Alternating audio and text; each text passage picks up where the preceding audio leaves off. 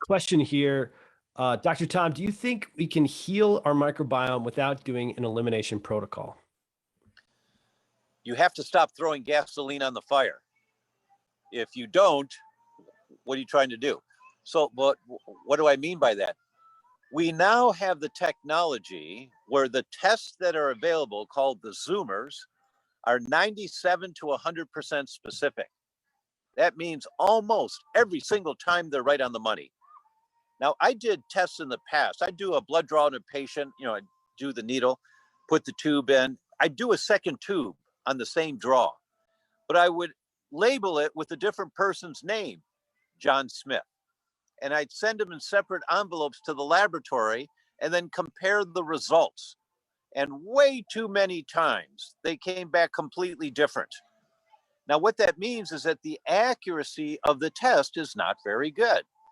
I've done the same thing with the Zoomers. I've done it 3 times and then I stopped because I've got 5 papers from Mayo Clinic, research papers that say it's right on the money every time. And I said, yeah, we'll see. But I did it 3 times and it was right on the money. So I'm not going to check it anymore because I know it's accurate. The Zoomers are accurate.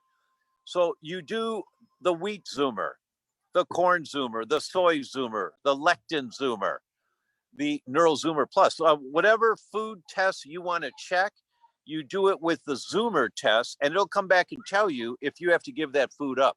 So those are the foods that you have to eliminate. Now, an elimination diet without having confirmation of what foods to give up, the vast majority of the world does that. It helps a great deal. But then you never know when you introduce the food back in again, if it's a problem, unless it produces gut symptoms. If it produces gut symptoms, then you're right on the money. You say, oh man, I don't feel good, I eat that. Okay, now you know. But we know with wheat, for example, the ratio is 8 to 1.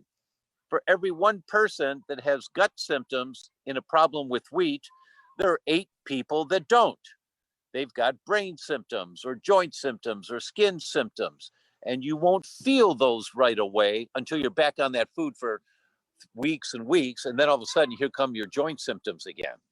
So whereas if you get gut symptoms, as soon as you eat it, you know right away. But you can't use gut symptoms as the indicator because the ratio is 8 to 1. So you'll miss it 7 out of 8 times. That's why I like the Zoomers so much. Steven, anything you want to add to that? No, I think you're right on. If you're not testing, you're just guessing. And most people, unfortunately, myself included, are pretty terrible at keeping a highly detailed journal of what's actually happening in our lives. So it's pretty easy to miss things. We're human. And so it's better to test than guess.